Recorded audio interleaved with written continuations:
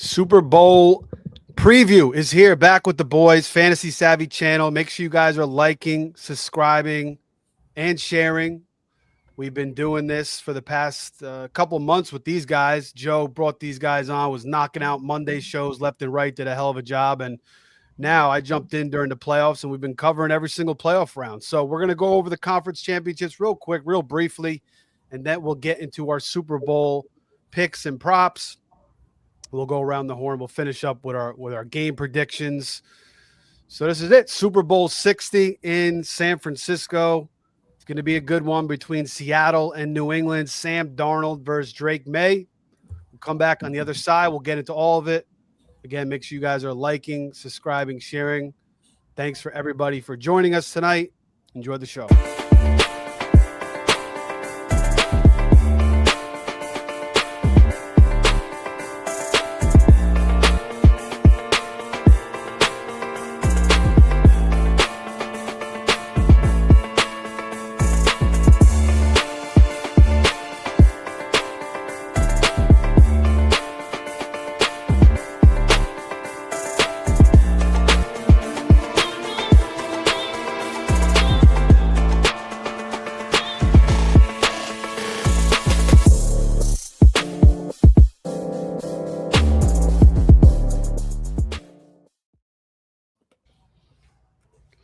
Okay, we are back. Our boy Big Draft Energy. Shout out to him. He did the thumbnail. Was run out of options. I hit him up. He did it real quick, so shout out to him. He did a good job putting Drake May and Sam Darnold on the cover. So if you guys need any help with that, you want to throw him some ends, I'm sure he'll take care of you. But let's get into it, guys. What's going on? We had a week off last week. Anybody itching for some football? How's everything going, everybody? Joe, how you doing, man? I'm doing good, man. It's great to be back on with you guys. I got to be honest with you, the week off killed me. It's been a hectic week, just like me and Dan were talking earlier. It's been a hectic for him. It's been a hectic 2 weeks. For me, it was a hectic week, it's just good to see you guys and be able to talk football again. So I'm happy to be here. Yeah, Dan, I think we missed you the past couple of weeks, and meanwhile, you've been dominating the props picks. I think you're in first place. What have you been up to, man?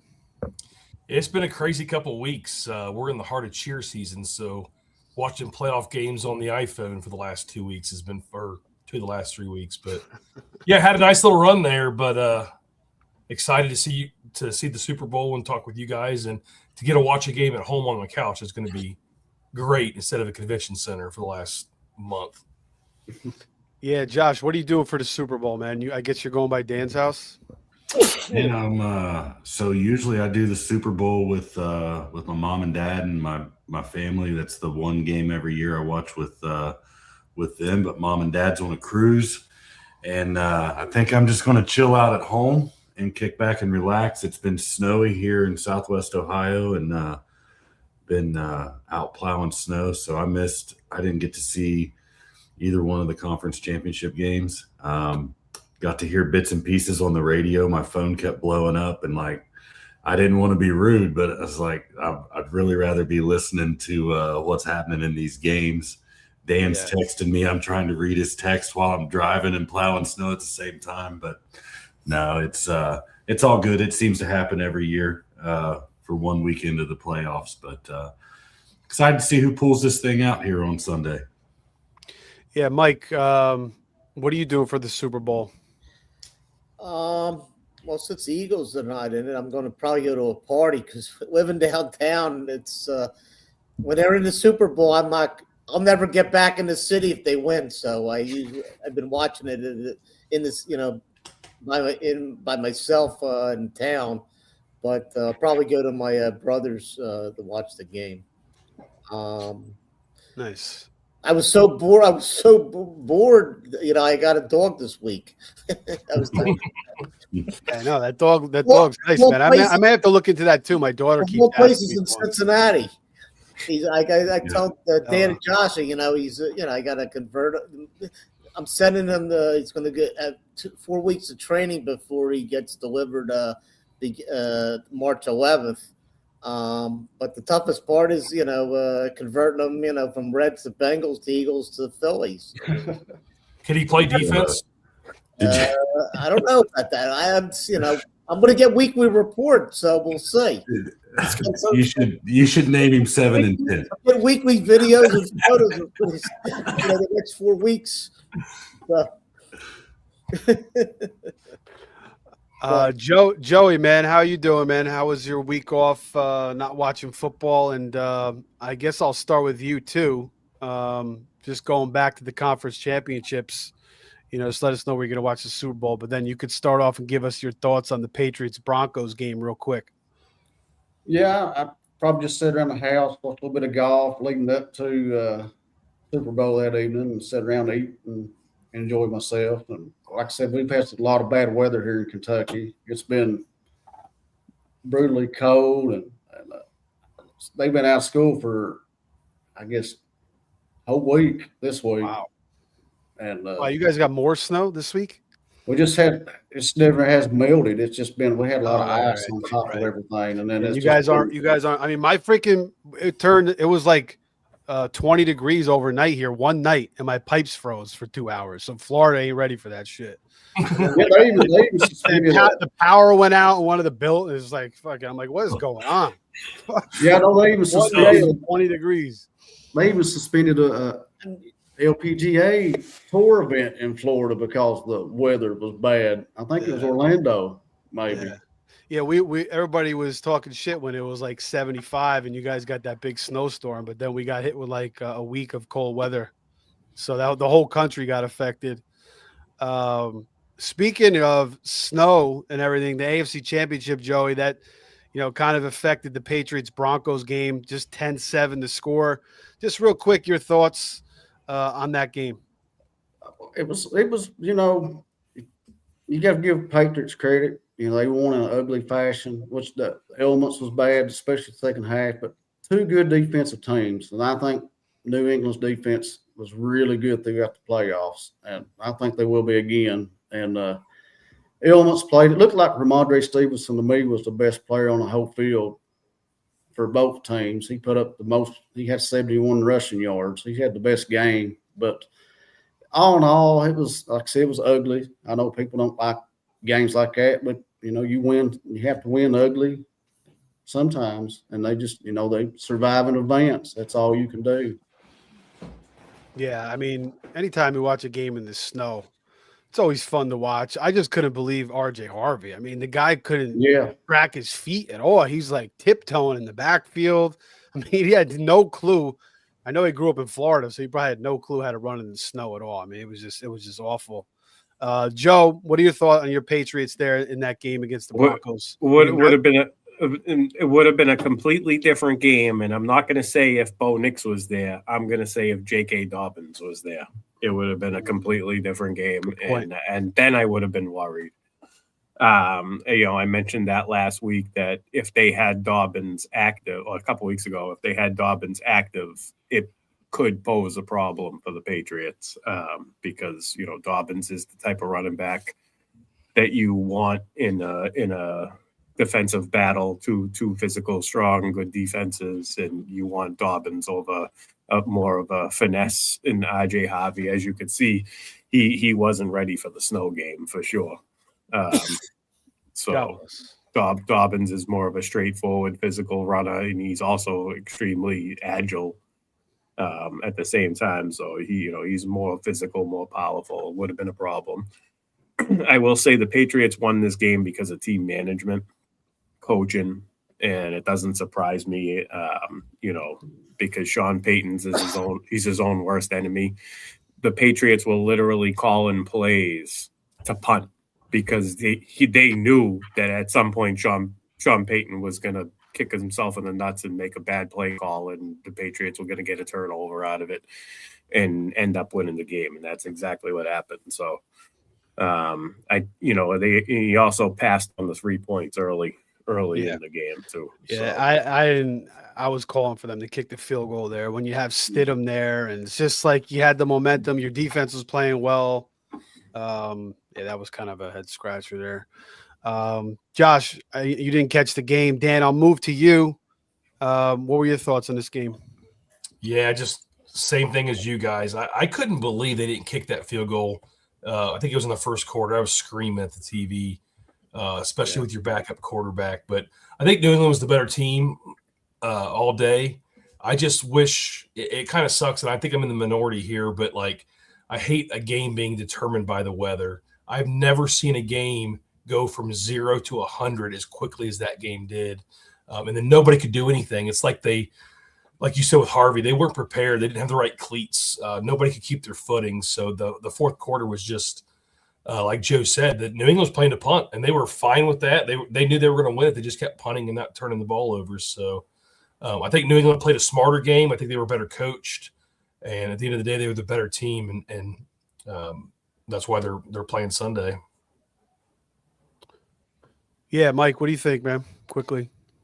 Yeah, I totally agree. I was surprised they didn't take the 3 points. I mean, sure, look, I skied out in Snowmass Aspen for 20 years. And they should have known that weather was coming. And once I saw it, you could really see it when the cameras were on field level. Normally, I don't take weather, that much into account, even when it's bad. But those conditions, you couldn't throw the ball. You couldn't really. Basically, like Joe said, they were just running and hope, third and 11, third and 12. Here's the ball because there's no way they could move it. So not for Peyton to be ill prepared not to take those points and not really anticipating what was coming in. And when they're the home team was really, that was nearly negligent. Really, I mean, Vrabel showed, he did the Belichick. That was a Belichick defense. They just played. There was no way they were going to move the ball with Stidham. I don't think anybody really. I don't think the best quarterback, top quarterbacks could move the ball in that weather. Passing the ball in the second half, particularly the fourth quarter. I mean, Vrabel just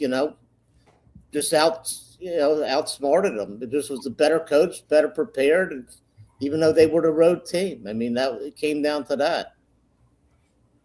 Yeah, did you say Aspen, Mike? Yeah, as in Snowmass. Yes. Yeah, I've been there. Greatest movie of all time. Someplace warm. A place where the beer flows like wine. Where beautiful women instinctively flock like the salmon of Capistrano. I'm talking about a little place called Aspen. It's funny. I don't know, Lloyd. The French are assholes. Oh, shit. I was thinking That that. was great. Josh, we watched that movie on a field trip in like 6th grade, didn't we? Yeah. I mean, I've been, once I get caught in skiing in those conditions, that type of condition, man, I'm just praying to get down to the summit. Really, I mean, they were. It's amazing how ill prepared they were.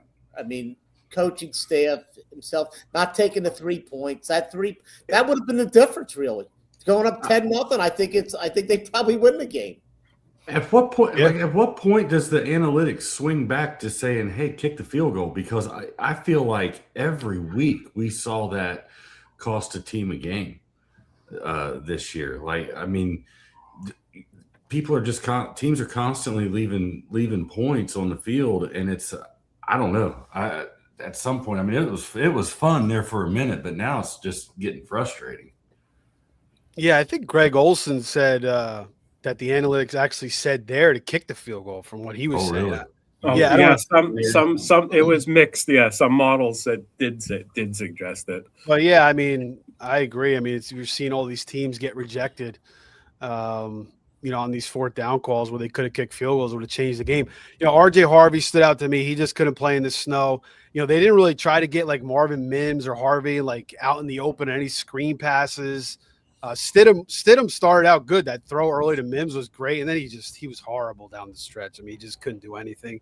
And then May's legs were the difference. He had those huge runs, 10 carries for 65 yards. In the snow, he was tough to track, and they win 10-7. So they are in the Super Bowl. Drake May, second-year quarterback, first-year coach Mike Vrabel.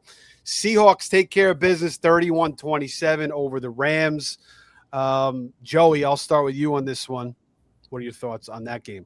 Whoever had the ball last was going to win that. Well, everybody showed up. I mean, all the fantasy stars. I mean, Cooper Kupp's been more involved. Kenneth Walker's been a beast last couple of weeks. Darnold played ball, didn't turn the ball over. Stafford and them played good enough to win also. It was just whoever had the ball last. And I think didn't the special teams cost a turnover for the Rams that set up a Yeah, Xavier dropped the punt. Yeah, really good game. I mean, it was total opposite of the first, AFC game, but it was a good game. That was the best. Either team would have represented the NFC perfect in that game. I still think the Rams all year was the best team throughout football, but when you're on the road, they just didn't get it done. But shout out to Kenneth Walker. He's played really well. He's going to get a new contract, I would think, especially with Charbonnet out. They'll probably re-sign him. And then we know Xavier Smith had the drop punt, but then was it Reek Wolin had that PI, that personal foul after the yes, yes, absolutely. I mean, that was huge. And then the Rams, then he got dusted by freaking Devontae Adams or on Puka. by Puka. Yeah, on the next play, wasn't it? That was great that they went right after him the next play. While he was in his head still. Joe, what were your thoughts in this game? It was definitely a really good game. I think the difference was Sam Donald not having interceptions. The Rams defense has been good, but it hasn't been great, if you ask me, this year. They have a bunch of good playmakers. They have a good defensive line. But I feel like that once they get into the nature of a shootout, their defense doesn't really make it like a 2-score game. You end up with these games like this, 31-27. They're 17th. I believe they're 17th overall defensively. Despite it's one-sided against the run, they're very solid. Against the pass, they've been able to be beat. So, I got to say, I'm happy that we're facing Sam Donald and not Matt Stafford in the Rams, because I agree with Joey. The Rams are a better team than Seattle, 100%. I just think that because they couldn't, Sam Donald he didn't turn the ball over. That's if Sam Donald even has one turnover, you could be looking at a different result here. So, so that's kind of how I'm seeing it. I see it like Joey. Seahawks make it to the Super Bowl. I'm happy about it as a Patriots fan. I think it's a slightly easier opponent than the Rams. So other than that, that's pretty much my thoughts. All right, Dan, what do you got? Yeah, I agree with both those guys. I think the Rams are the better team all year, but I think the Seahawks were the better team on that Sunday. My hat's off goes to Sam Darnold. We don't know what he was dealing with the oblique. If he's taking shots, steroids, whatever, to get through the pain. But, to throw for 303, not turn the ball over. Stafford had a great game too. To come out on top was awesome. JSN had a hell of a game. Like Joey said, it was going to be the team with the ball last, and that's what it turned out to be. But the Seahawks were the better team, and Ken Walker, I'm glad they were saving him all year by using Charbonnet, way too much this year. So he looked healthy in the postseason. But the Seahawks look good. It's going to be a great game this week with them. Yeah, shout out to Darnold, 25 of 36, 346 yards, 3 touchdowns. I expected him to throw at least one pick. He was coming in with like 8 picks, in his last 7 games. And, he played clean football.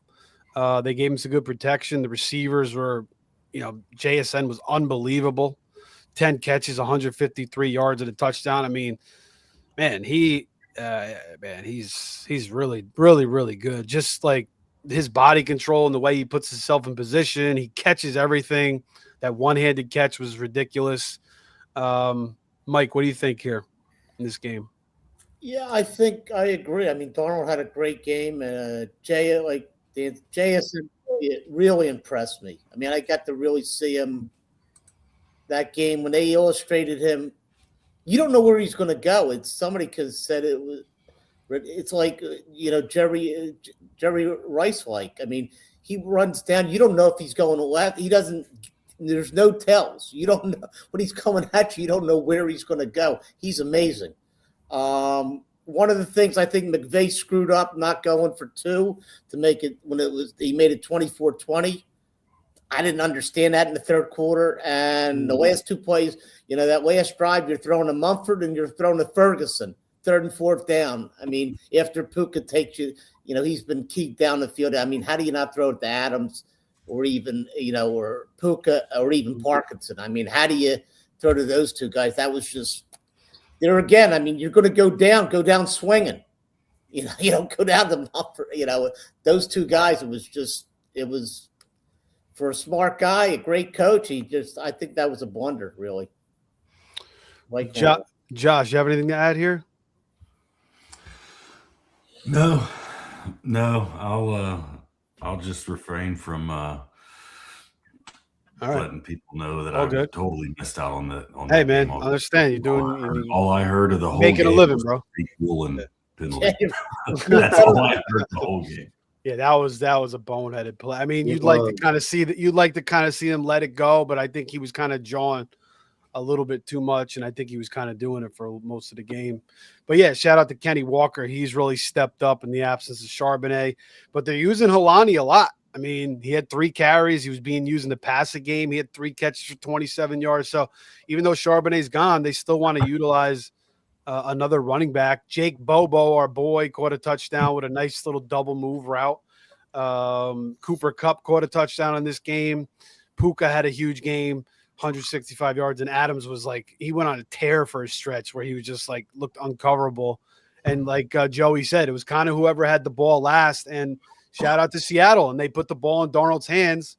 And they got that PI, I think, to kind of seal the game, which is, kind of shitty way to end the game. But, that was huge. They didn't run it. They didn't want to give the ball back to Stafford and give him a chance. And I think that was the right move, and it proved to be true. So Seattle gets to the Super Bowl to face the New England Patriots. So this is a rematch of 2015, Joe? That Super Bowl, was that the Russell Wilson, the infamous pick in the end zone? Everybody and their mother knew they should have gave it to Marshawn Lynch.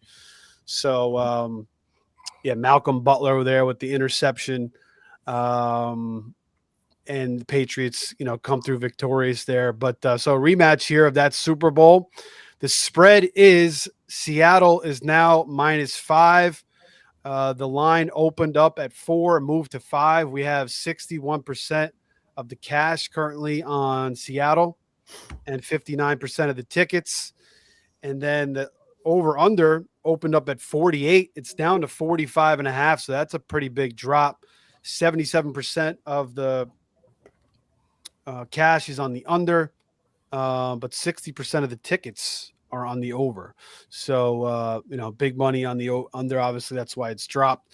All right, who wants to get started here? I guess let's go with Josh here, since we kind of skipped you on the championship games.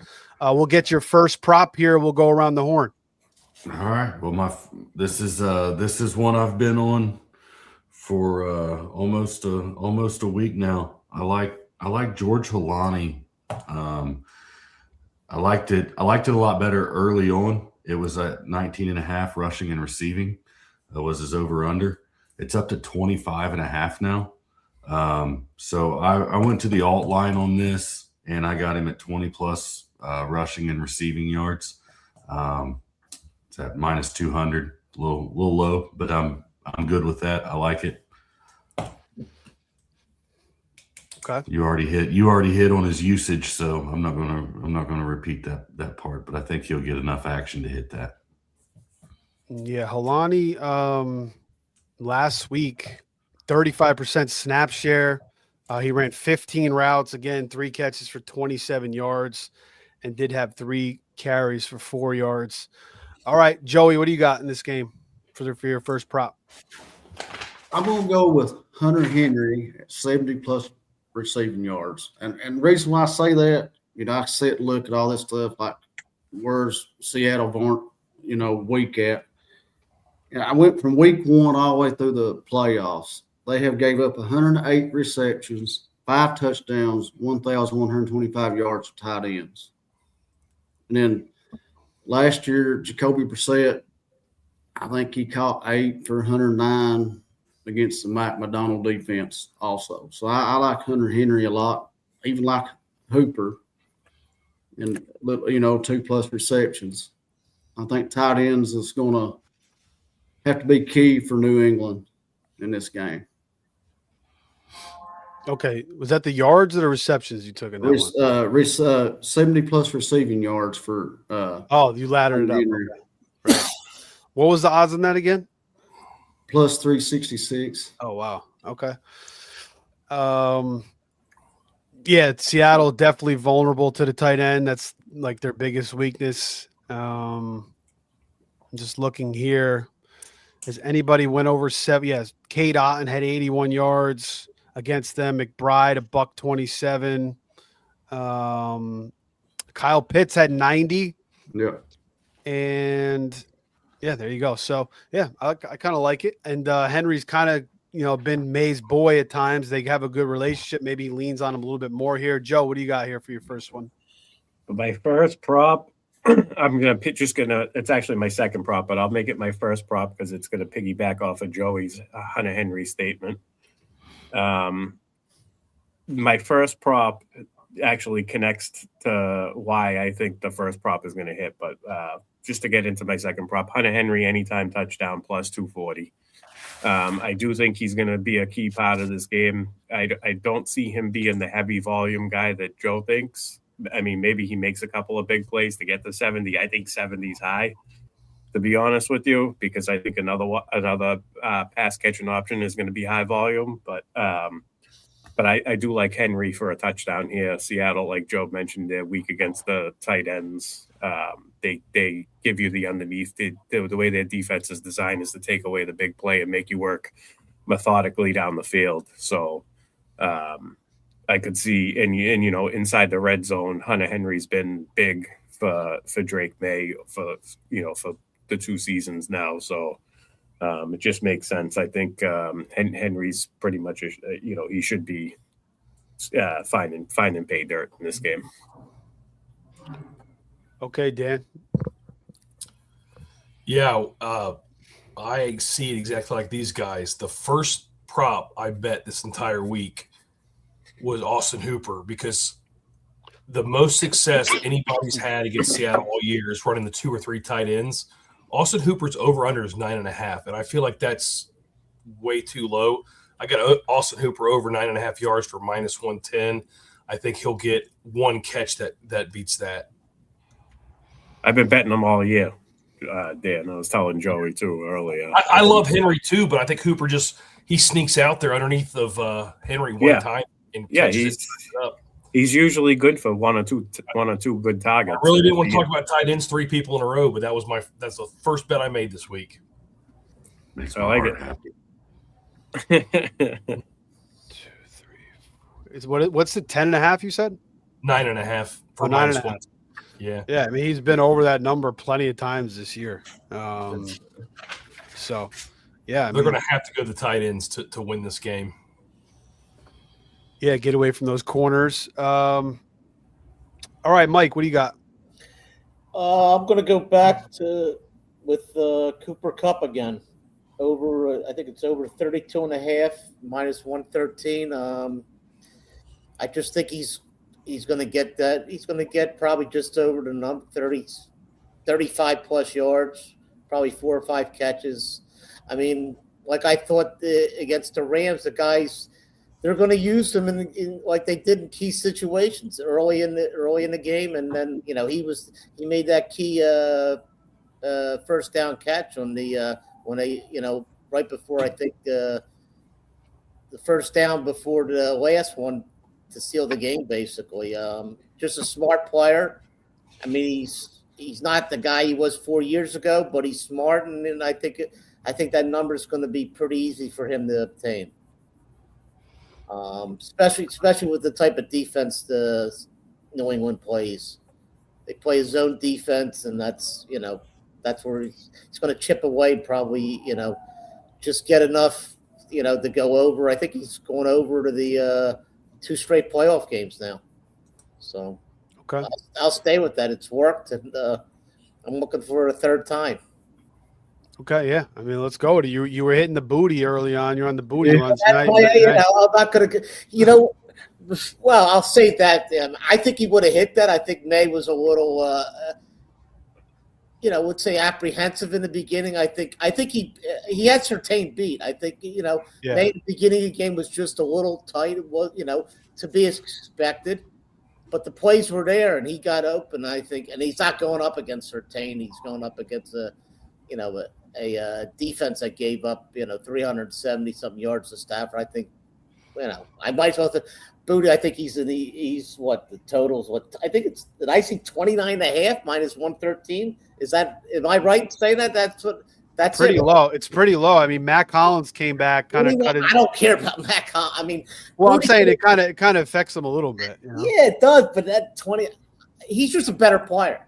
Oh yeah, 100%. I think the weather just got turned, so nobody could do anything in the second half. Yeah. And as long as the conditions, so I guess I'm not. What's the weather? It's not going to be really a factor, right? San Francisco. Mm-mm. I think he's going to get that easy. I think he's the second best wide receiver on the field. Weather is going to be 60 miles an hour. I mean, 6 miles an hour. 60 degrees. 60 degrees, light winds, no precipitation. So yeah, it's looking nice. Yeah, I think he'll get that easy. I mean, I think he's underestimated. I think I can't believe that number's lower than it has been, right? I think he was like low 30s, if I'm not mistaken, the last couple weeks. So yeah. So I'll give you that. That's my other. Basically, I think that's. I was counting on 2-0, but the weather really affected it the second half. And like I said, May was just a little tight. He just missed a couple throws, and that was to be expected. But May turned it. He caught his composure, and that was a big. To seal the game, that was a great play. So I think they're going to do damage in the passing game against Seattle. Just maybe not like the Rams did, but they're not going to need to. But I think people are underestimating what May can do through the air. All right, we got a Seahawk fan in the chat. Y'all ready to watch 48 hours? Josh McDaniels catch a Chandler Jones-sized butt kicking. I don't know about that. Mentioned about Cardi B with the goat blood. The whole Epstein things. People are getting crazy with it. Daniels, it's an offensive coordinator. The guy you can't argue with him. Maybe he thinks he's a head coach, but the guy's a hell of an offensive coordinator. Oh yeah, nobody can doubt that. 100%. All right, yeah. My prop is I'm going to go with Drake May over 38.5 rushing yards. Might be a little trendy. I think he could have got a little bit better number earlier in the week, but it might go up a little bit more. But we saw Kyler Murray and Jaden Daniels both go over that number this year. Two, similar scramblers to May, and even Purdy had 37 yards in the divisional round. I saw some, advanced analytics about quick pressure, where May is not as good against quick pressure running versus slower pressure. So people were taking the under, but I just think he's going to have to run. He's going to, it's just a huge part of his game. So, I'll take the over 38.5 as my first prop. All right. We'll go back to you, Josh, for your second prop. All right. I know he didn't get used a lot or at all, but the Travion over 2.5 receiving yards, I think that's just too easy. I think New England needs to get him involved in this game. I might be wrong. I don't know. Joe might disagree with me, but use Ramonde and Travion both, and one dump off pass, you got your 2.5 yards receiving. So that was one that just jumped off the page to me. Okay. All right. We'll go Joe. We'll go to you, and then Dan will go to you next. My second prop is I teased it up a little bit. Now this is why I made the comment earlier about Joey's Hunter Henry volume pick. he did get over 100 yards against the Seahawks last year, I believe, with Brissett at quarterback. And I do think that they're going to make it a point to make sure that doesn't happen again, I guess. I think they're going to focus. They're going to – listen, they give up underneath. They take away deep. They make you work methodically down the field. But Hunter Henry is such a weapon for Drake May that I do think they're going to make it a priority to do something about game planning against him. And I think it's going to open the door for Stephon Diggs. Now, a lot of people think he's washed, whatever. You saw him in the game against Buffalo, the first revenge game, when he was willing to go underneath. When he's willing to go underneath, he can get the job done. He's done it many a times, even when he was with Buffalo with Josh Allen. There was those games where he had 9+ receptions. I'm not going that high, but I do like him at 7+. 7+ receptions at plus 286 odds. Yeah, no, I'm not going for any safe -100 bets. I'm giving out the ones. I'm giving out the ones that I really Super Bowl got. It's your team, man. Go for it. I got a feel for. And I do think he gets 7. I like the bet. I like the plus 286 odds. I think he's going to have a huge game. He's fully all in the Patriots culture. He's been a great teammate all year. He's got an opportunity in his hands, and I do think he's going to take advantage of it. He's a great leader on the team. He's a veteran.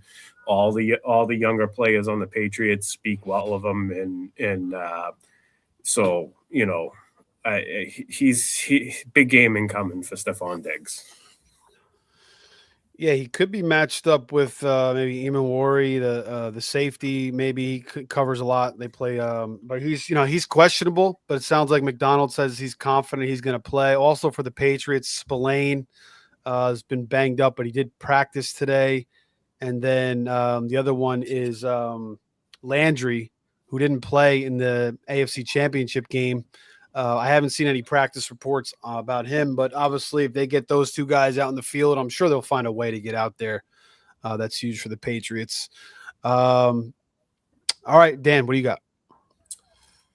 One thing, if you look at the last few Super Bowls, if you're willing to bet unders, you're going to be right more than you're wrong. And I know it's not fun to watch, but last week, Ramondre Stevenson had 71 rushing yards. He had 0 receiving yards. His over-under on rushing is 51.5. His over-under on combined yards is 78.5. And that just doesn't make sense to me. So if you bet his under 78.5 combined yards, it's -114. And with Seattle's front four, I don't think he's getting there rushing. And if he only has one catch, he's not getting there combined. So my next prop is Stevenson under 78.5 combined yardage. Okay. Yeah, Seattle, obviously, very, very stout. These two teams were basically 1 and 2 against running backs this year. Corum did have a nice game, 9 carries for 55 yards, but Kyron didn't do much, just 10 for 39. And then McCaffrey, the game before that, 11 carries for 35 yards. And even in week 18, 8 carries for 23 yards. So, yeah, Seattle could definitely slow a running back like Ramondre down. Maybe they get Ramondre a little bit more in the passing game, but they're not really even allowing that much in the passing game either. So I think that's a pretty sound bet. We'll see if the Patriots kind of bring that 6 offensive lineman personnel that they've been doing. They did it 33% of the time against the Broncos. Maybe they try to match that up against the Seattle's nickel defense. Try to get an advantage. Maybe get Trevion, to bounce a big run or two. Create some holes for Ramondre. All right, Joey, what do you got in this game? I'm going back. I'm going to go with Drake May, 2+ passing touchdowns. I mean, everybody's been saying all year Stafford, May 1-2 in the MVP conversation. Last 2 games, Stafford's put up against them, which I know they're division rivals. That's probably the difference in the 2 conference games. They know each other, but 6 passing touchdowns he threw on Seattle. They're not in Seattle. I think Drake May's got to come out throwing. I think they'll put a good game plan. I think he'll have 2+ passing touchdowns in this game. Yeah, and if Booty and I mean, Booty had that ridiculous one-handed catch against the Texans. And Diggs also had a nice catch too. And that's, one of the best secondaries in the league. So, right. And you can go to both teams on this.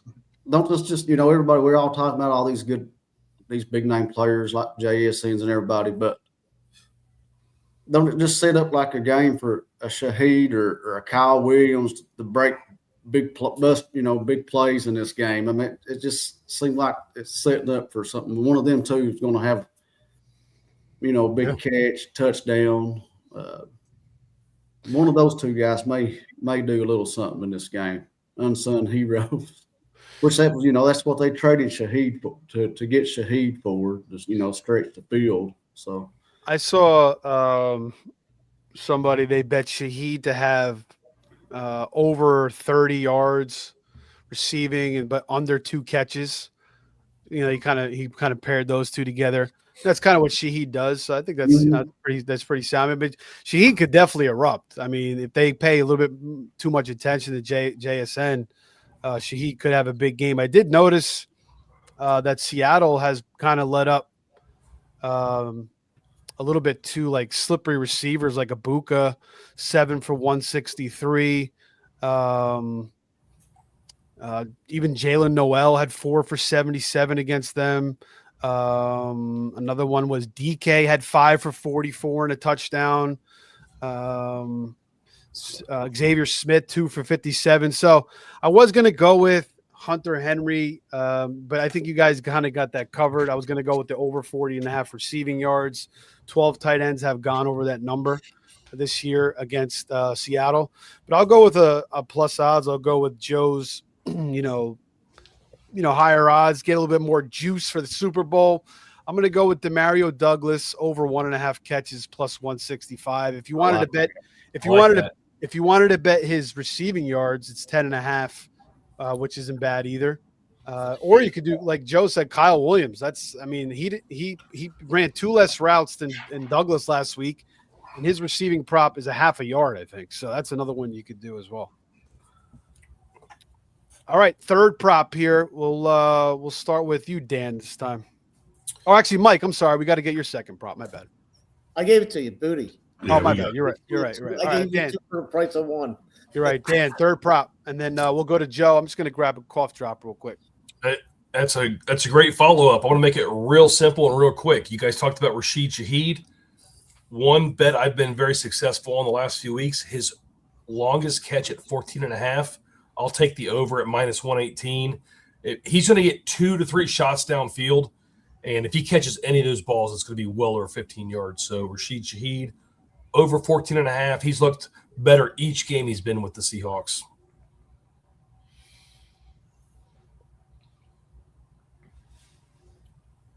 Who's up, me? Who's there? Is it?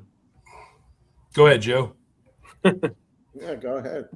Knock your socks off. Oh, I thought we were only. I didn't realize we were doing 3 props. I mean, I can come up with another one, I guess. Why not go with? I didn't put the odds down, but why not? We'll throw out a Sam Darnold interception. One. Just one?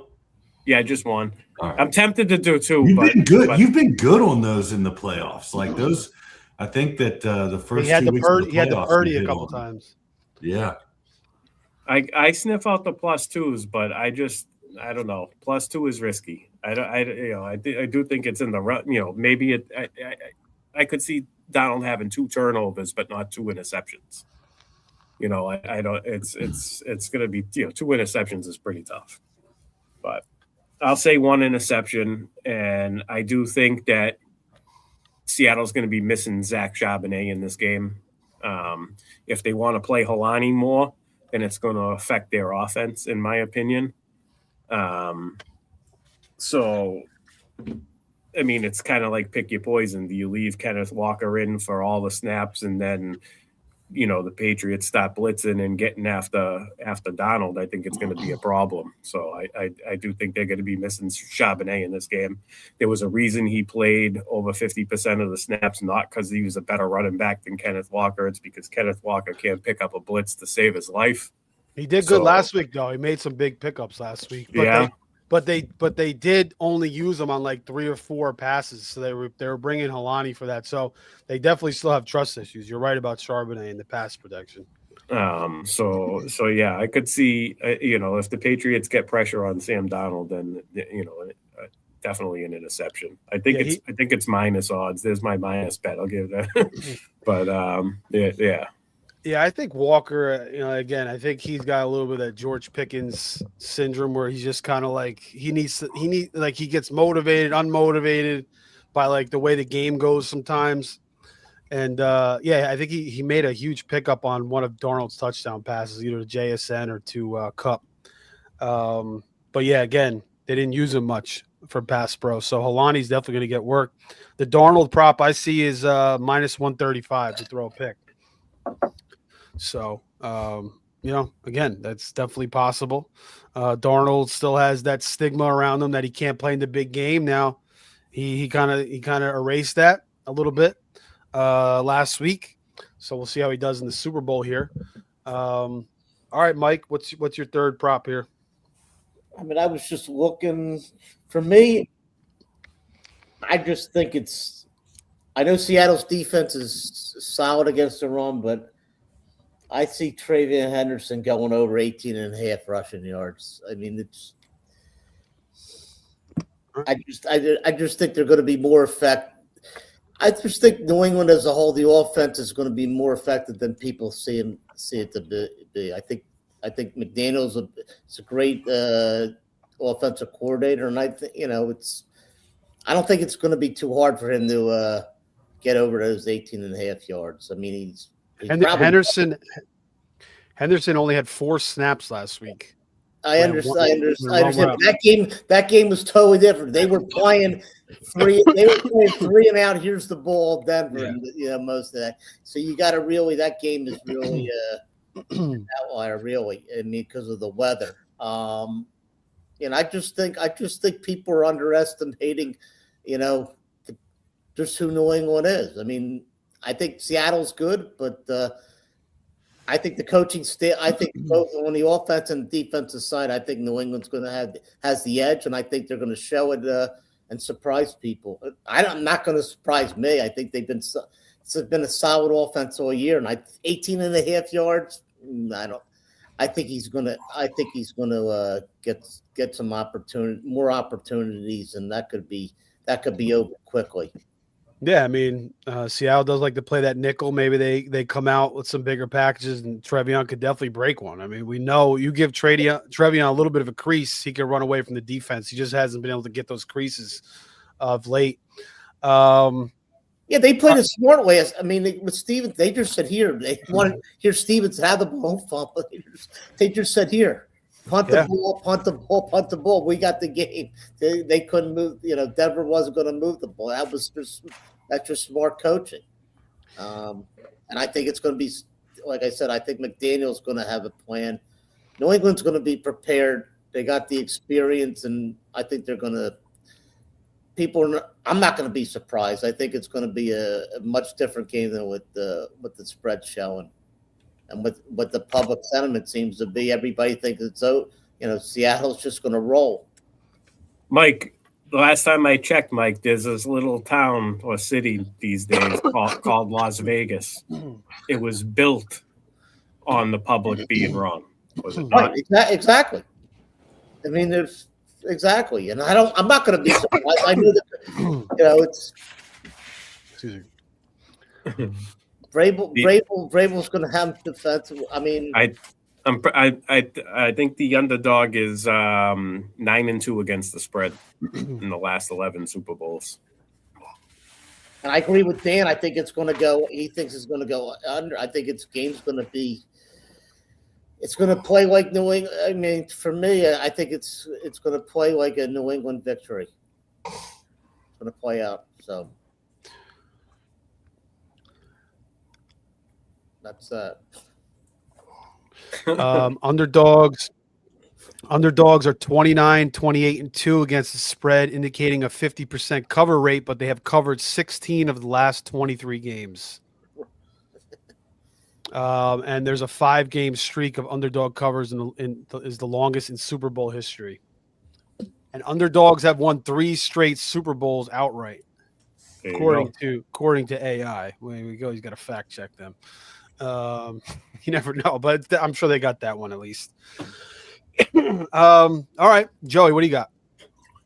I'm going to go with Jason Myers, 2+ field goals. I mean, basically, you're on a touchback. Both these teams is almost in field goal range, and both defenses are good, and I think there'll be some drives stalled out. Jason Myers, he playing in a stadium he kicks in his division, so I'm on Darnold's going to move him. New England's got good defense. Seattle's got defense. So both teams going to kick some field goals. I'm going to go 2+ at -195 for Jason Myers in this game. Okay, you're paying the juice on that one. -195, you said, right? Yeah. Okay. Yeah, I mean, he's been the Just field to be different, I just go field goal kickers here. Would you take the total field goals between the 2 teams with Borgalis and Myers there? I mean, it's probably like 4. I'm in on that. You get better. You can get a little bit better odds there too. But I mean, where do you start out at 35-yard line now? Is that what it is after a touchback? Yeah. So basically, you're almost in field goal range. I mean, both teams are going. Darnold's good enough. Drake May's good enough. I mean, these defenses probably 2 of the better defenses. So you're going to have some stalled out drives. They're going to move the ball some, But I think there'll be some field goals kicked in this one also. All right. Josh, what do you got? Well, I'm going to go with my 4th prop because you guys keep mentioning this guy's name. This is my only long shot prop that I really had, but I like Kyle Williams, and I juiced him up to over 15 plus receiving yards. It's plus 750. I agree. I can't remember if it was Joey or Joe that was saying it.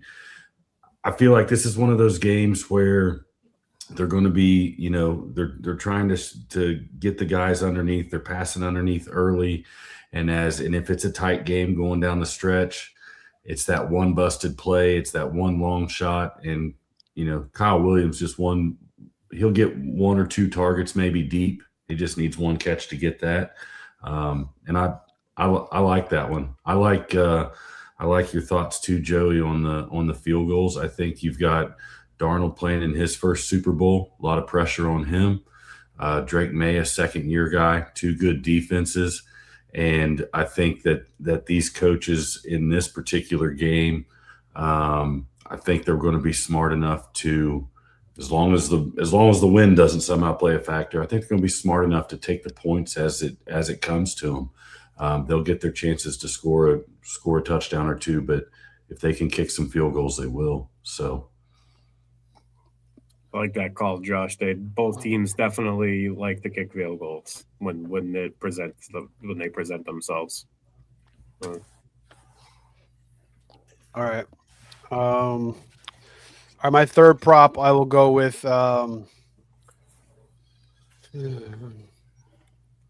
it's between the JSN anytime or the receiving yards.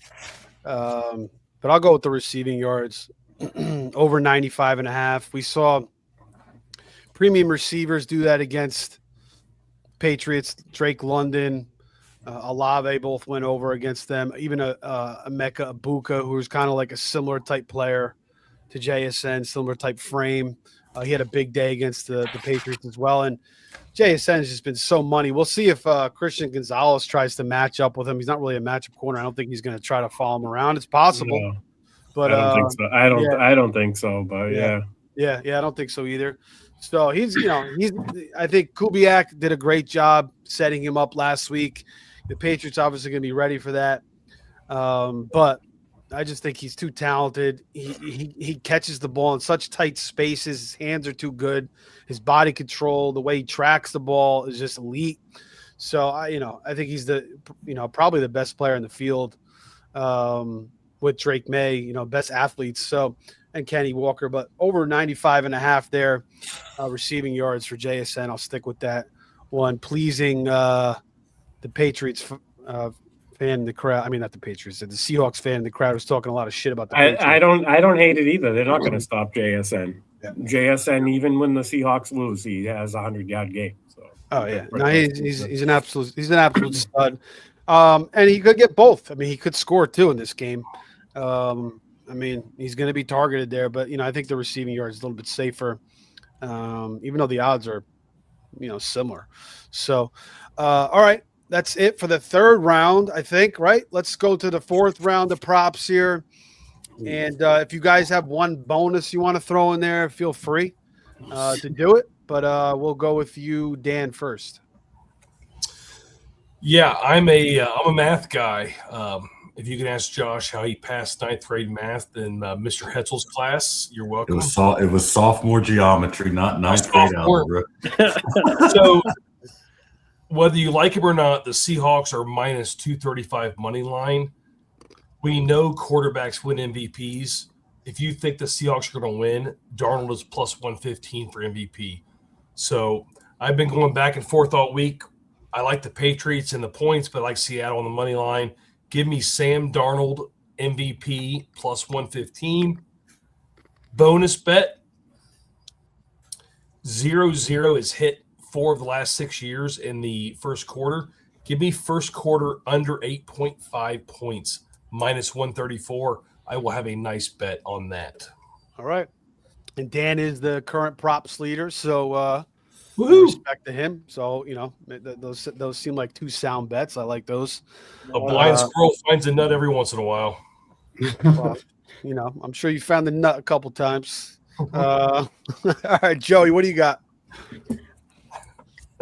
My last one, I'm going to sort of like Dan was talking about Austin Hooper. I'm going to go 2+ receptions for Austin Hooper. Did we get that bet with Austin Hooper already, or Dan's was yards? Dan I had yardage. Okay, all right. So we're on the Austin Hooper.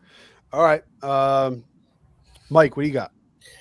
You know what? I'm going to go like a Joe'sman. I'm going to go. I'm going to take Booty again, but I'm going to go plus 310 anytime touchdown. Booty. I think he's going to. I think he's going to get it done. Gamberg loves the booty. Loves the booty. I don't think the second. I don't think the secondaries, the pass defense of Seattle. It's nothing to write home about. It's not like they're up. They're good up front. They're good stopping a run, but wide receivers are going to have a nice day against them on Sunday against that secondary. New England is probably going to be. I think all of them could have it, but I think Booty's going to be. He's a touchdown maker. He's been their explosive guy. Especially during the playoffs. Made some, like Joe said, the big catch the other against Houston to seal the game. I think I'll take the I'll go the odds there. I'll take the 3-1, 310. Anytime down. All right, Joe, what do you have? I'm going to go with AJ Barner, 25+ receiving yards at minus Again, 140. Back to the AJ Barner again? Yep. Yes. All right. Yes.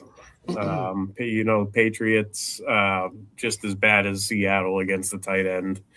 That's the way their defense is kind of, they want to make you work methodically down the field as opposed to getting beat deep. So, AJ Barner. I think he, even if he only has 2 catches, he can hit that because specifically the Patriots give up yards. They're like a deeper average against the tight ends than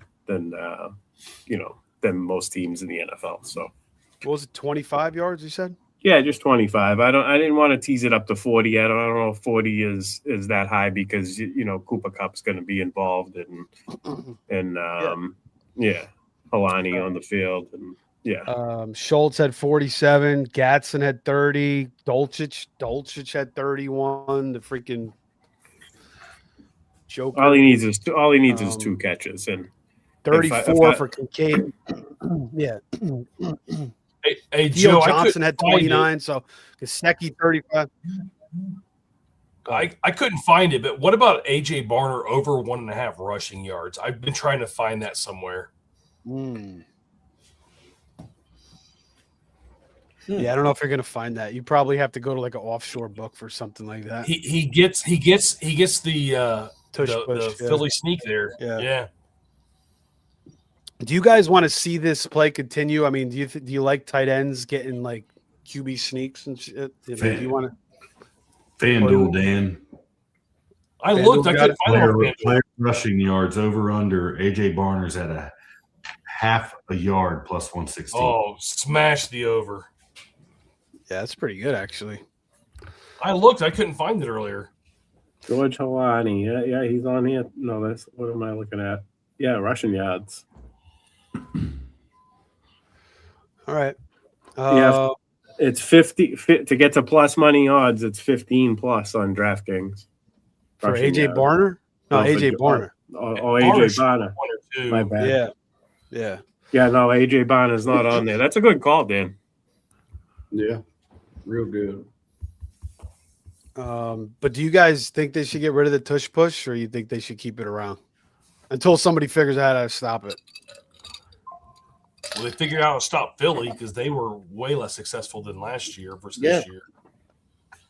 Yeah, but it's still a very, very like overly successful play. But I don't know. I just don't like seeing like I know there's some other teams that use tight ends too to do it. Linemen. Some teams will use a lineman. The only way they stop it is by like somehow stand calling that an illegal formation or something, right? Like, yeah, that's the other thing. It seems like a lot of times the guys are not set and they're not on sides, and I don't know. I just feel like they should get rid of it, but we'll see what happens. All right, mine is going to be. I'm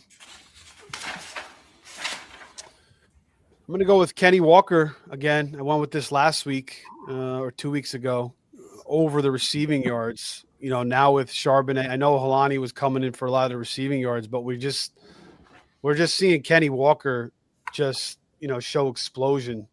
Now he's the main running back, and I don't see why Seattle would want to go away from that. He's really proven himself, even in pass protection. Like I mentioned, even though he didn't really get many chances, he had that big pass protection, so maybe he gets a little bit more burn in the passing game. But over 22.5 receiving yards, again, he can get that on one play, he can get that on two catches, 3 catches. So I'll stick with that one. I could go with the JSN anytime, -110, which I'll probably take. And I also like the Shaheed over 4.5 rushing yards. I'm gonna go with that one as well. The Patriots have allowed some, decent amount of receivers to go over that 4.5 mark.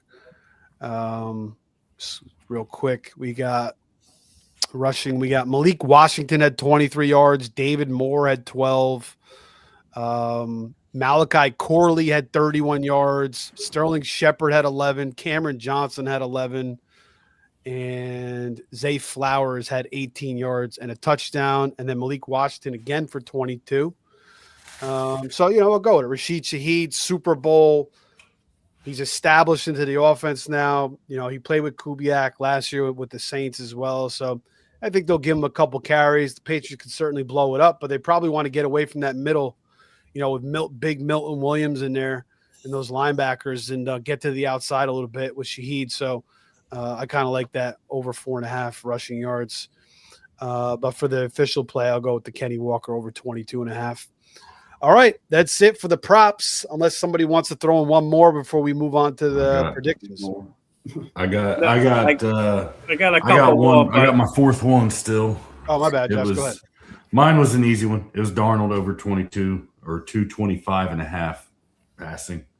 That was mine. I could go with I'll take Dan's AJ Barner over half a rushing yard for my bonus pick. Okay. I like it. Stealing it. I mean, and Bobo's on there with like Bobo's not bad. He hits his over. Bobo's, they give him an opportunity. He takes It's the it. Super Bowl. The Bills should sign him. He'd be their best receiver. Bobo ain't going to be on the flight out to San Francisco.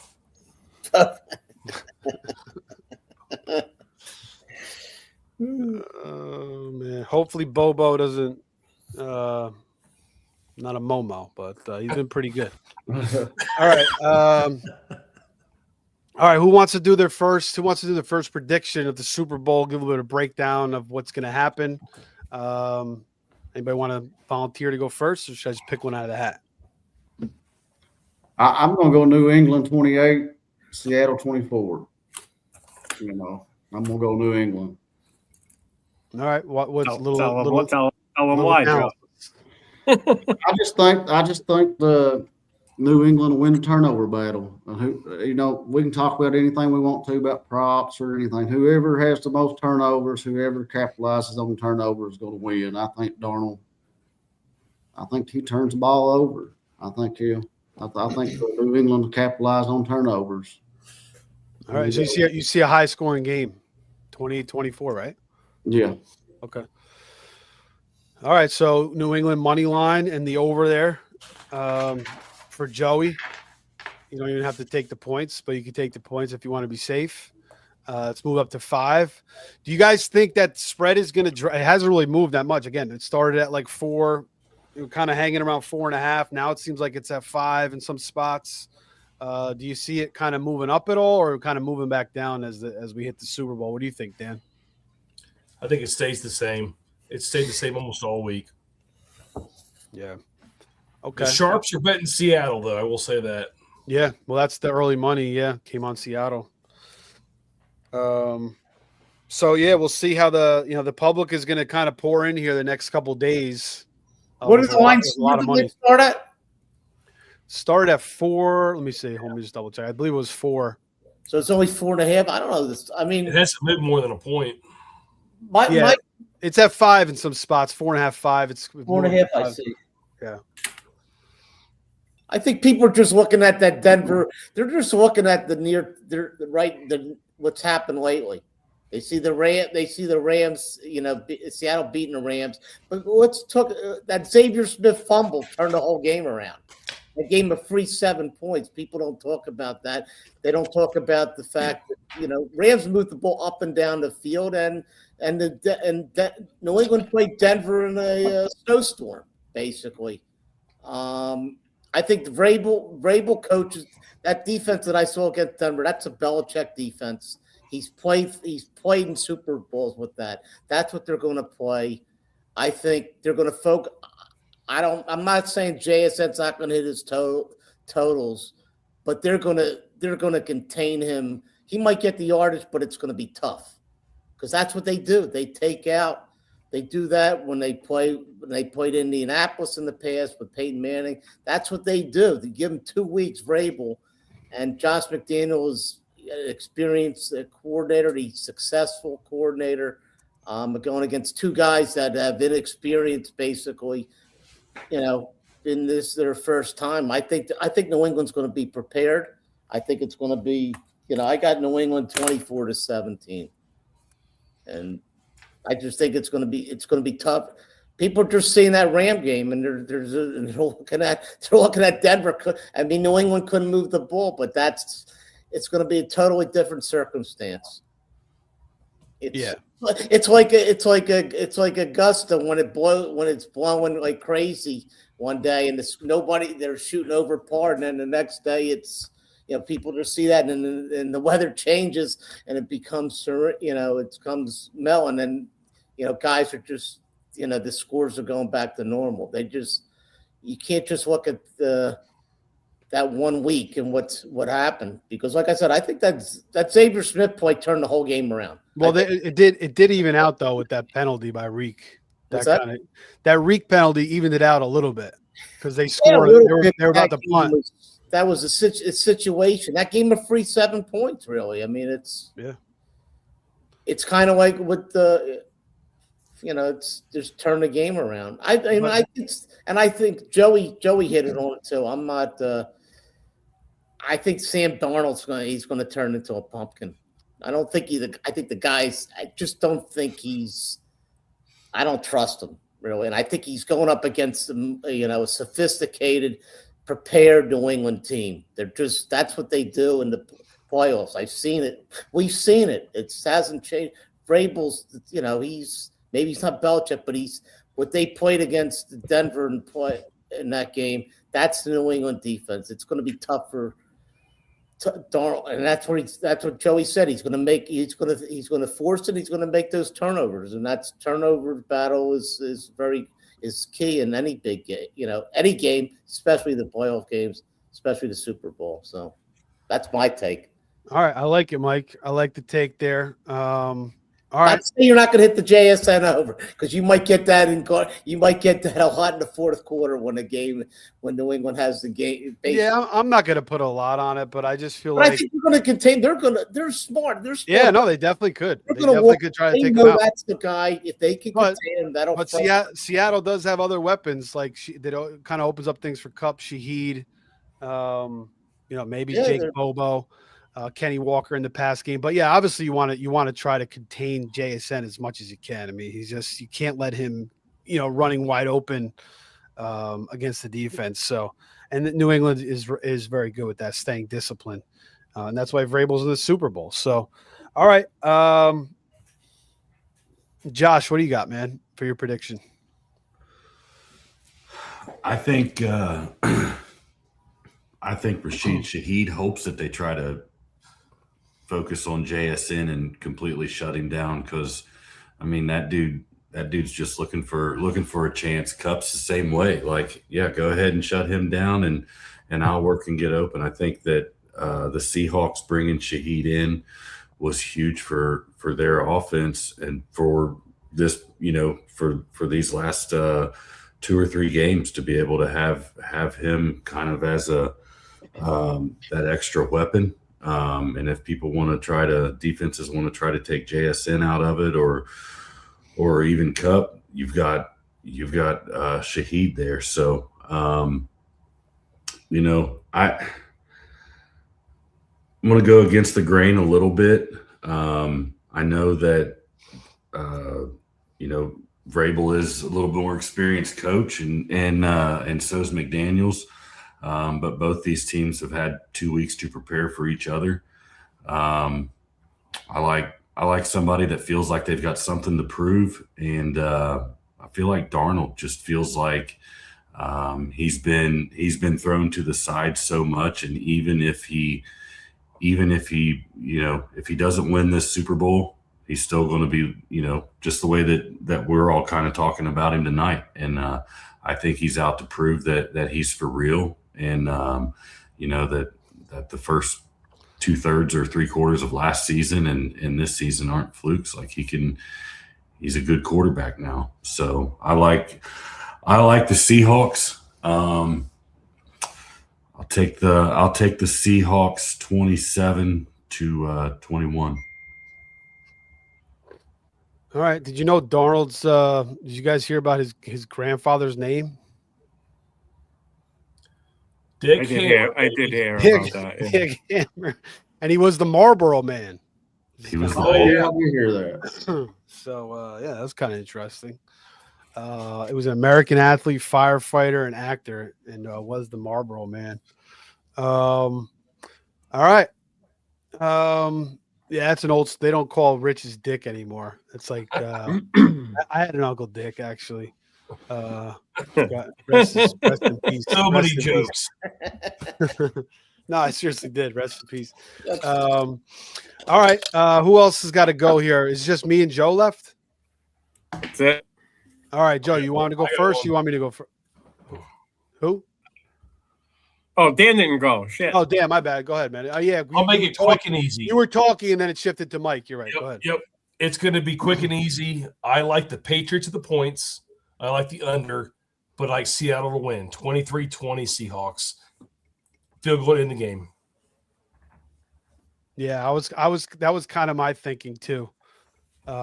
Patriots cover. But Joe, do you want me to go first or you want to go first?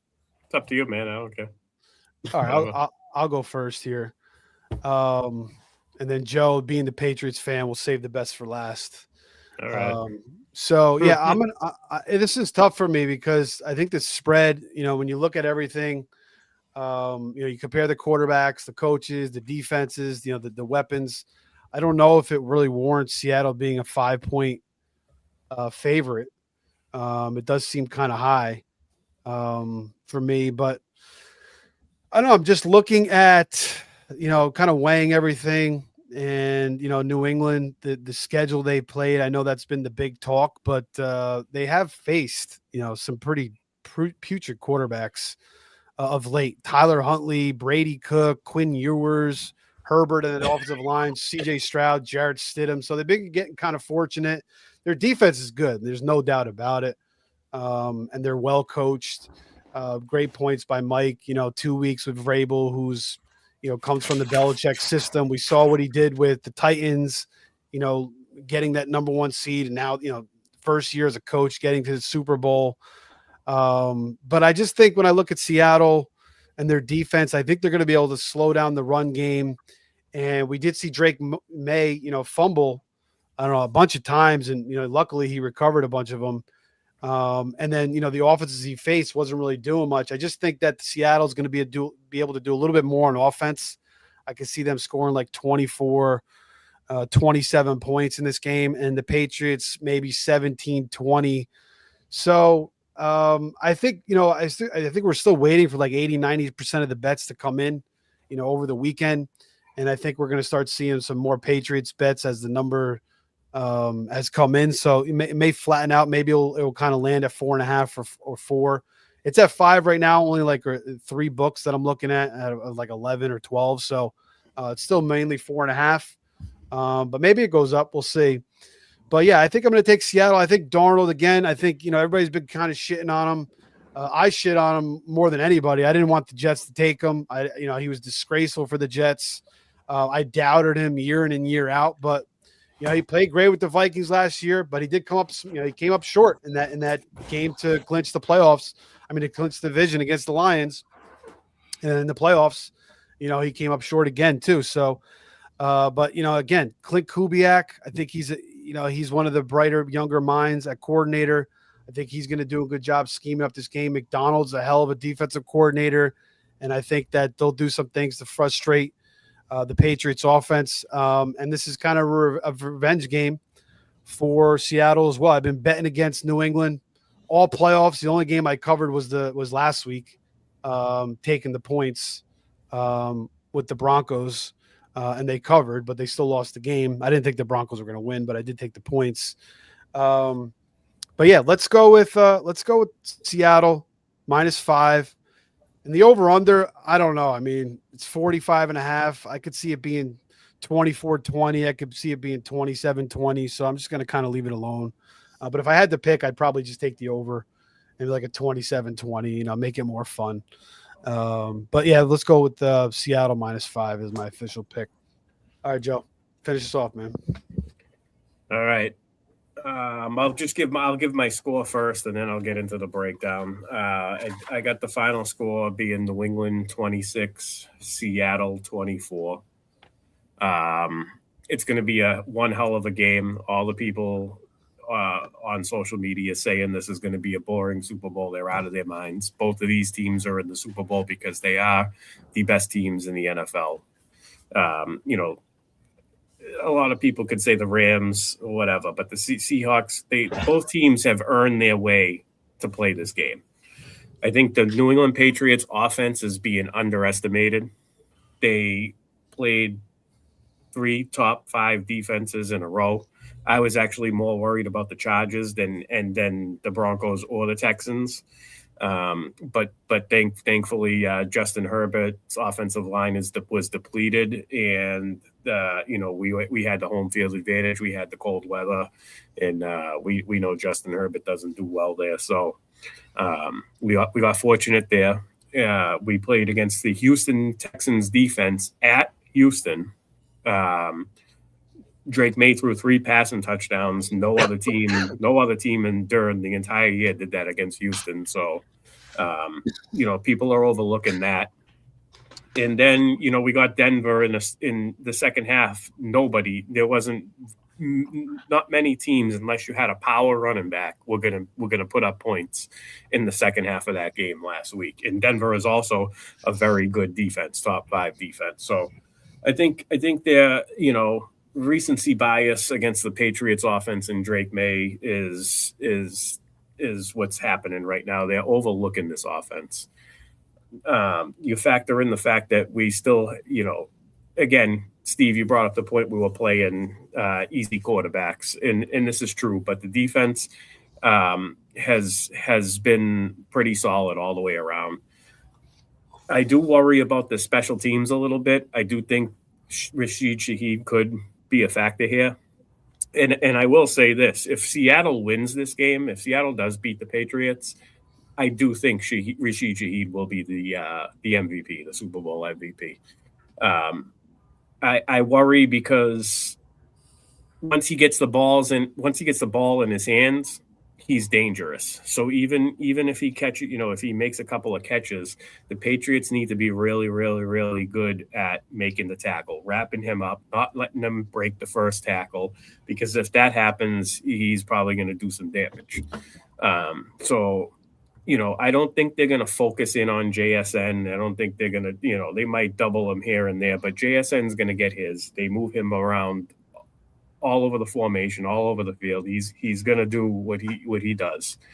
I think the key to this game for the Patriots is to get pressure on Sam Darnold and, force him to make mistakes, force him to take sacks or make mistakes, put him in tough third and long situations, make them kick field goals instead of them getting touchdowns. I do think a lot of field goals happen in this game. That's why I went with 26-24.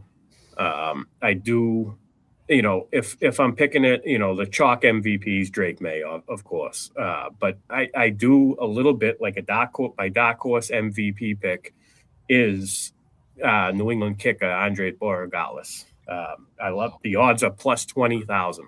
I love it. I love that shit.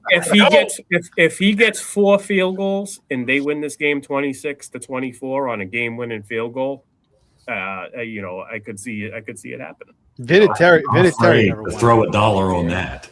Yeah, that's what I'm saying. It's most likely not going to happen, but I mean, you have fun with it.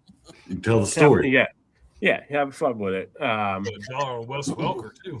But it's going to be a great game. It's going to be close. I don't think, the Patriots aren't giving up 30-plus points to Seattle. It's not going to be a blowout. Sam Darnold is experiencing something new. He's going to the Super Bowl for the first time. We know, in my opinion, I think when Sam Darnold experiences anything new, he struggles. So he got, he went 14-2 and got, he struggled. Now he got himself into another team, got 14 wins again, and he took another step forward, but now he's in the Super Bowl. Mike touched on this earlier, the head coaching, the personnel altogether.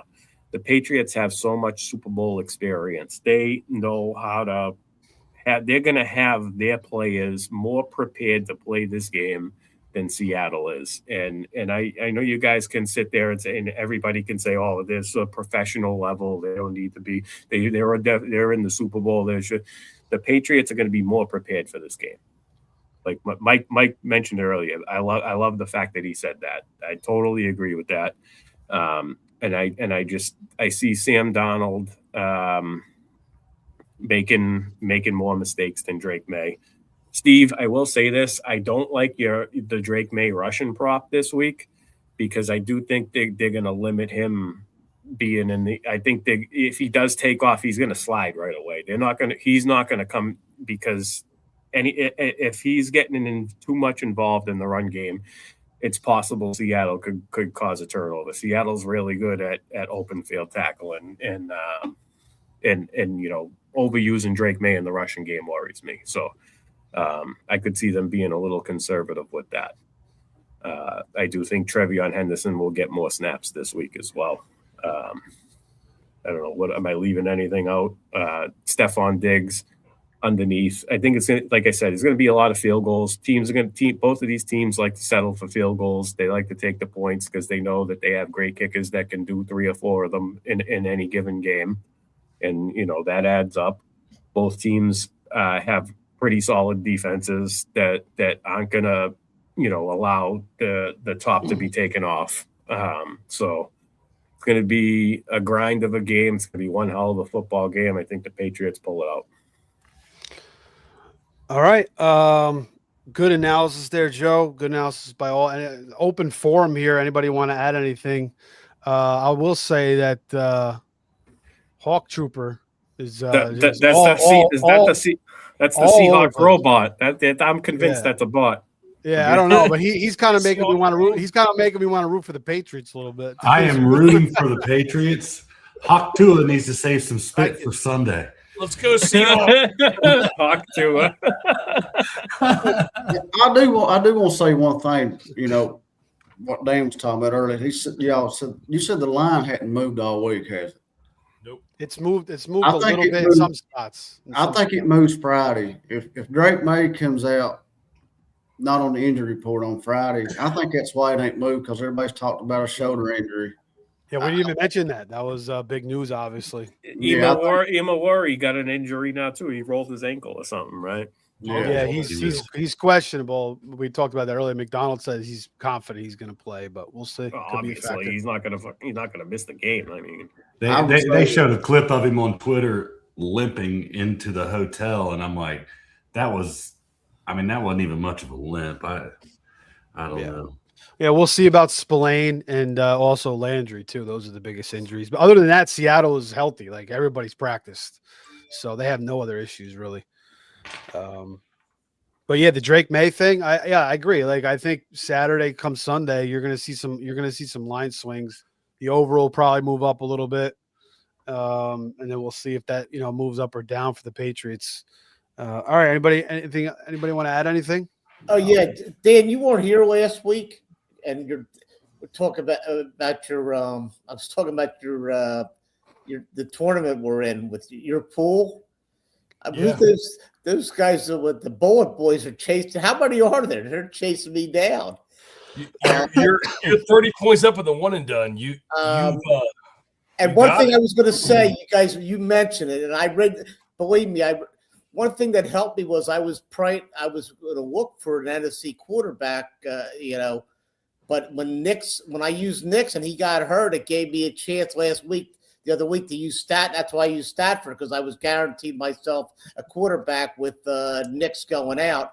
And one thing I'll touch on, the only way I think I could lose, good thing I read the rules, is if I'm going to start Shaheed, because in your game, individual players do get points on kickoff and punt returns. Correct. I didn't even know that. I took a magnifying glass. I was telling Joe, I said, the only way I can lose is they know. If I didn't recognize that and I didn't start Shaheed, it's a possibility. I think you got it. If nothing crazy happens, you got it. Yeah, something happens crazy. I could still come in maybe second, but I don't think it's. Yeah. I think second's the worst I could hell of a 3 weeks. Great job. Yeah. But that Knicks injury did help me. I wasn't going to start Stafford because I was going to guarantee myself If you got binoculars, you can look way down and see Josh's team way down there. I'm down there too.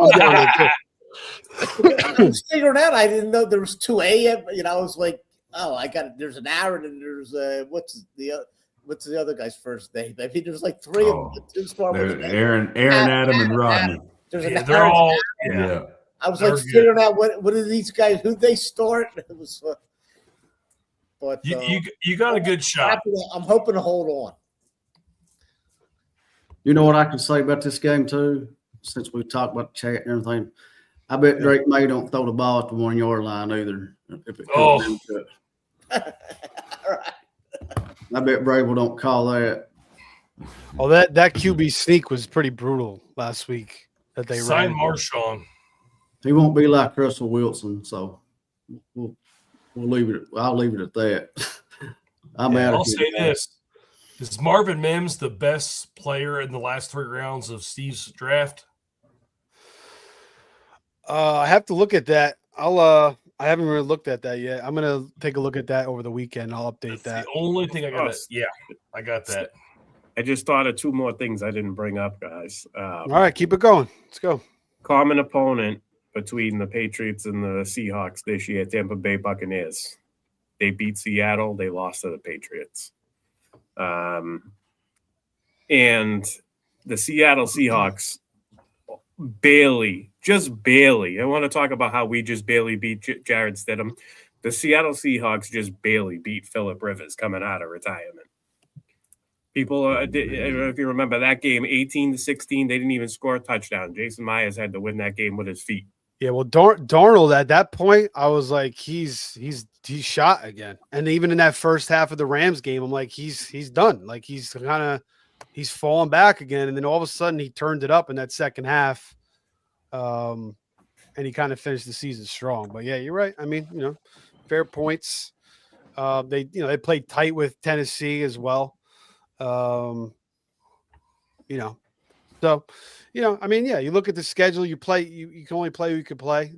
New England was still pretty much a dominant team. I'm just kind of looking at the matchup. Did everybody pick New England to win besides Dan and me? Dan and I? I'll take I picked Seattle. Yeah. Oh, you picked Seattle to win too. Okay. New England points, Seattle money line. Am I the only one who took Seattle to cover though, right? That's tough. Yeah. I like it. Well, somebody's got to do. No, I think Dan, you took to win. He took New England to cover. That's what I was thinking. I may even. We'll see what the line ends up at. That's a lot of points. Yeah, it is. All right. Good stuff, fellas. Any other thing anybody want to get out before we get out of here? no. Thanks right. for having us, Steve. It's been it's been a lot of fun. It's been therapeutic at times, and learned a lot. But just really enjoyed getting to do it. Absolutely.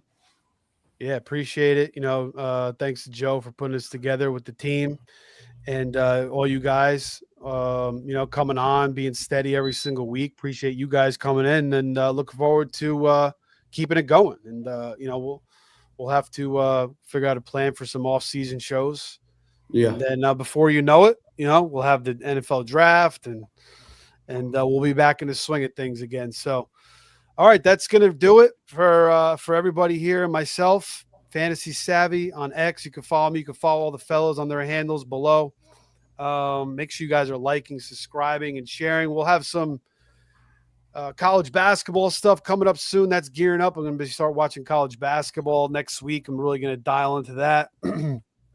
Maybe some NBA draft stuff as well, but also for fantasy, we'll stay on it. We'll follow. We'll have some news shows probably, and maybe we still got to do a lessons learned show. So we'll do that. We'll do that at some point. Kind of rehash our thoughts, take some good notes so we can get ready for the 2026 draft season, and the masterminds could all really, really deliver as we come together and have a monstrous 2026 season. And so we appreciate all the listeners. That's going to be it. Enjoy the game. All the best. Have a great weekend. Take care.